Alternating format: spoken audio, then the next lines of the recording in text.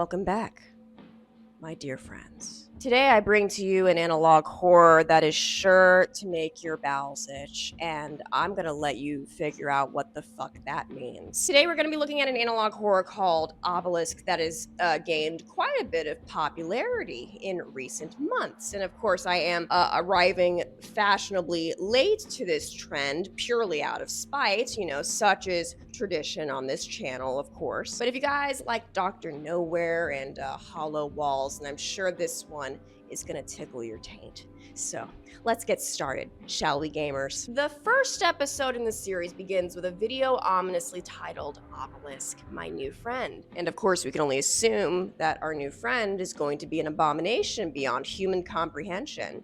As a former homeschool kid, I can assure you this is a milestone that all of us ended up reaching at some point. The video opens with the following message: I made a new friend. Do you want to meet him? He lives in here. Oh, how wholesome. I wonder who...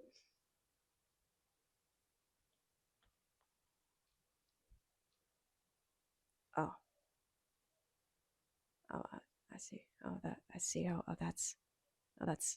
That's how it's gonna be now, huh? The camera zooms in on the closet, beckoning us to take a closer look. In the next scene, we get our first sighting of the aforementioned friend. A slender humanoid face can be seen staring at the camera from behind the shutters before fading from view once more. The subtitles on the screen state that he doesn't like to be watched. Of course not. He's already too busy watching us anyways. Where did he go? Oh no! Oh, what a shame! No, I'm so disappointed. Don't keep looking for him. Don't keep looking for him. Stop, man. Listen, don't. You don't have to do this. We can change. We can be better than this. In the next scene, the camera is pointed at a TV screen, and the narrator states that they are watching TV, and sometimes his friend likes to watch too. Yeah, I bet he does. Yeah, he's really fucking good at that whole watching thing, isn't he? Ooh. Now, one thing that immediately stood out to me here was that the series as a whole is shot in a style that is very similar to the horror film Skinamarink. And one of the things that Skinamarink is known for is its use of foreshadowing via the cartoon imagery that is shown on the family television. And it's really hard to tell what's being shown on the TV here. But from what I could make out, it appears that the animated character was stuck on a tree, and then somehow it suddenly pulls away from the tree, screaming in pain. Not entirely sure what to make of that, but my recollection of Skinamarink is what prompted me to make a mental note of it. So I did find that interesting. Also, off topic, if my voice sounds gross, it's because I'm sick and I am losing my voice. So if it sounds like, if my voice just sounds really slimier than usual, then I don't know what to tell you, buddy. I'm just gonna keep sliming away. There's nothing I can do about it. It's out of my hands, it's out of my control, okay? As the film comes to a close, the subtitles on the screen display the following message: he's here. The subtitles state that the entity is upstairs, and the person filming slowly approaches a dark staircase down the hall. The text asks if we can see him before switching scenes back into the bedroom from before. And here the entity's true form is finally revealed.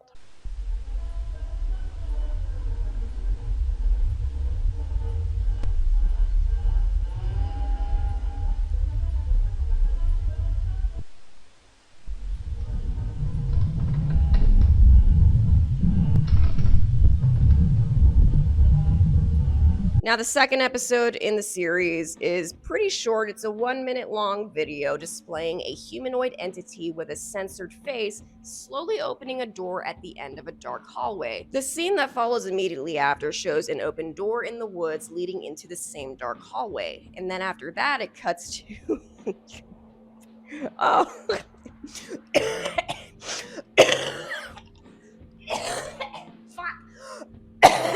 Oh shit, it's Cousin Vinny. Shit, hey, Cousin Vinny, oh yeah, boy, oh yeah, it's your boy Cousin Vinny. Oh, that boy's got some nice shins, doesn't he? Kind of looks like mine, to be honest. Anyways, back to the hallway, but oh no, our friend is gone, and thus The video comes to a close. The third episode, ominously titled In Your Home, opens with a scene inside of someone's bedroom with a chair propped against the door. The subtitles beckon us to check on someone named Abby, our first confirmed name in the series. The chair vanishes and the door opens, cueing us to venture into the murky darkness. The person filming can be seen wandering through a dark, dingy house, while the hell noises echo away in the background. This is also an accurate simulation of me drunkenly clambering around in the dark for my cigarettes. The person whose perspective we are watching from approaches an empty crib, and as they back away, a humanoid entity appears in the doorway to our left.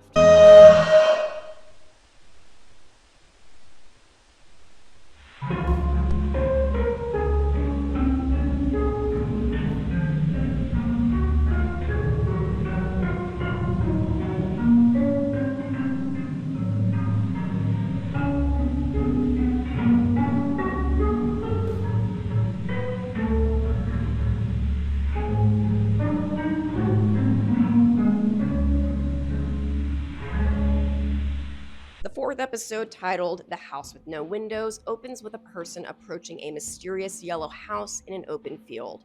The subtitles explain that they recently found a strange abandoned house. A monolithic structure can also be seen looming in the background for the first few seconds, but as the camera pans back over to where it once was, it mysteriously vanishes. The subtitles read, "There are no other houses and is seemingly in the middle of nowhere.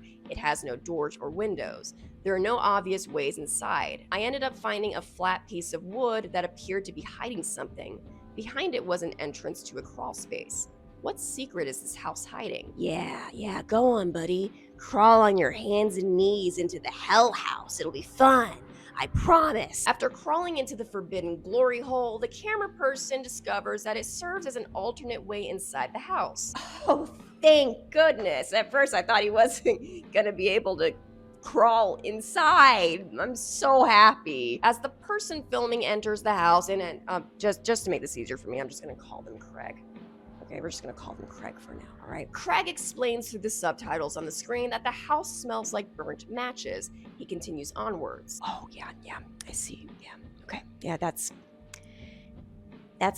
not correct. Yeah, that's not what should be happening. Well, Craig just decides that this must be a silly little prank of sorts. I mean, of course, that is the only logical explanation to all of this. But what really gets to him here is the fact that this door is really tall. It's just so tall, man. I mean, why? It's not supposed to be that tall. It's not supposed to. As he continues onwards, he observes that some of the lights in the house are still on. As his camera cuts back to the corridor in front of him, a fun little goober's head can be seen ducking behind the wall. Of course, Craig doesn't seem to notice. Oh, silly Craig. He's more interested in the cool new room he discovered. Oh, wow. Oh, wow, how cool, man. That's so cool, man. The room contains an easel, chairs commonly found in a school classroom, and a small lamp plugged into an outlet on the floor. The camera pans over to a wall decoration containing the following Bible verse: "Be still and know that I am God." The lights dim for a brief moment here before turning back on, illuminating the room once more. Craig exits the room and begins to explore the house further. He notes in the subtitles shown here, more hallways, which seem to be a recurring theme throughout the house. Craig walks through a doorway leading to a flight of stairs leading to nowhere. He begins to backtrack when suddenly he notices another door, a door suspended far too high for him to reach. And this is when he finally gets to meet the man of the house.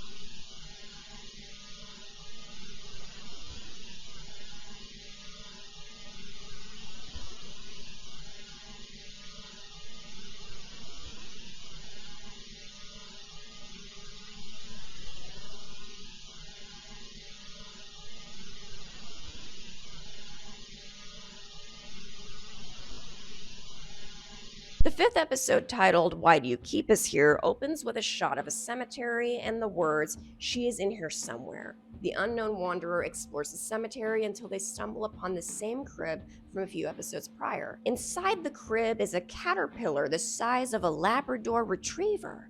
If you're cold, he's cold. Let him in, An abnormally shaped shadow looms over the caterpillar, indicating to us that the entity observing this scene for us is another one of those weird house creatures, and I'm going to call it Bingus for convenience sake. Wind chimes gently play their soft melody in the background as Bingus observes his caterpillar friend. "You're not how I remember you, Abby." The camera cuts back to the same room where the crib was originally found, and then to a blood stain on the ground. Bingus takes a peek down the hallway, then retreats back into the room. The subtitles on the screen read, "Why do you keep me here? I can't stay here." Bingus wanders through the house some more, searching for an exit. But Bingus isn't alone. Our old pal Clumpus is here, and if Bingus doesn't get a move on, then he's gonna rip his fucking balls off or some shit. I don't know, man! He wanders endlessly through the house as the screams of the damned echo away in the distance, and after asking for our forgiveness, the video ends. The final and most recent entry in the series, titled You've Come Back, begins by showing us portraits of and fish. A happy little bird sits on a happy little couch in a happy little room, and everything is fine and everything is normal. Everything's fine, everything's normal, everything's fine, everything's normal, everything's fine. The bird looks down despondently at a seemingly empty fish tank before another bird friend enters the room. Orange Bird asks how things are going for Bluebird. Bluebird explains that he's just thinking. He's had Goldie for years, presumably his pet goldfish, and he explains that he had to bury him yesterday. It's strange that he's gone now. He asks where Orange Bird thinks he is, to which he replies, "I'm not quite sure, but some people believe that when a loved one passes away, a small piece of them can come back as something else to visit you when you're sad." He reassures Bluebird that there's no reason why this should be different for a fish. Surely he'll come back by and check up on him. Suddenly, 5 knocks can be heard at the door. Orange Bird wonders who would be out this late when suddenly the knocking intensifies. Orange Bird peeks outside when suddenly a butterfly flies in through the front door. And I just love how chill they are about it too. That's such a vibe, man. And so our video comes to a close. While short and sweet, this series definitely packs quite a punch with its use of symbolism. And right off the bat, it's immediately clear to me that the creator has taken some inspiration from the horror film Skinamarink. And I don't think that's a coincidence. I believe that this detail may be a helpful clue in determining what's going on here and how the house functions. For those of you who don't know, Skinamarink was a horror film that came out in 2022, and it gained a lot of popularity due to its unique approach to liminal horror. It follows a story of 2 children who wake up in their home one day only to find that both of their parents are missing and all of the doors and windows have vanished. And spoiler alert to anyone who hasn't seen the movie yet, but the children soon find out that they are not alone in their home. In fact, there is a demonic presence in the house with them, and as the night goes on, it finds various sadistic ways of toying with the children's minds. The visuals and overall cinematography style of this film greatly resembles that of Obelisk, which leads me to believe that the house in Obelisk operates in a way similar to the house in Skinamarink. While interpretations of the film may vary, one of the common theories for Skinamarink is that the film was meant to symbolize what an abusive home environment can feel like for small children, with the disappearing windows and doors symbolizing that feeling of isolation that oftentimes comes with it. And while I'm not saying this is exactly what Obelisk is trying to convey, I think it provides a helpful blueprint to work off of. Both works share common themes of isolation, disorientation, and claustrophobia. Where Obelisk takes a path of its own, however, is its representation of grief. In the 3rd episode, we are introduced to a character named Abby, who is implied to be the child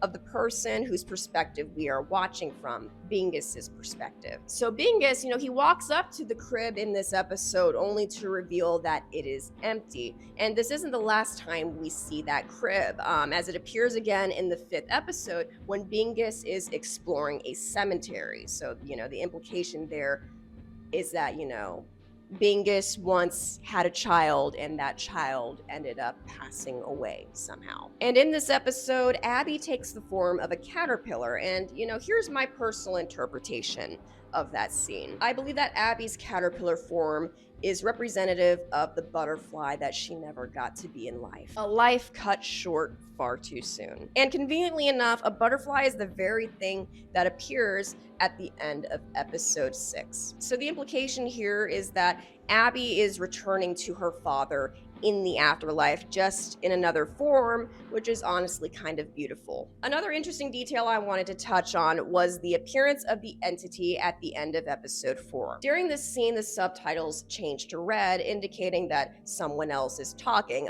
presumably the entity that is being shown on camera. The text on the screen reads, "What are you? I know your face." Now, this could still be Craig talking, and maybe the text turning red was just meant to add further emphasis here. But regardless, the implication is that, there's a sense of familiarity between Craig and the entity, which is why I believe that the entity was once a human in life. And this is their new form that they have taken after death, as was, hinted at in episode 6. As a matter of fact, I believe this is true for all of the humanoid entities shown throughout this series. But the big overarching question that I have yet to answer is why, and what connects all of them to this single house. Perhaps they were all members of the same family. And maybe it's because sometimes this is exactly how grief can trap us inside of a hell of our own making. If you made it to the end of this video, I just want to say thank you so much for slopping in. If there's anything else you guys want to see me cover, hey, sound off in the comments or feel free to send me an email. I love hearing everyone's suggestions. It's just so much fun. I enjoy talking about stuff like this a whole lot. And I just think, I think works like this are really, really cool. And I think, a lot of good can be done with them. They can always be used as a medium to convey meaningful messages like this. So I definitely plan on touching base on this one in the near future, hopefully. I'm hoping this series continues so I can do that, but it's super cool. And yeah, that's all I wanted to say. Until next time, bye for now.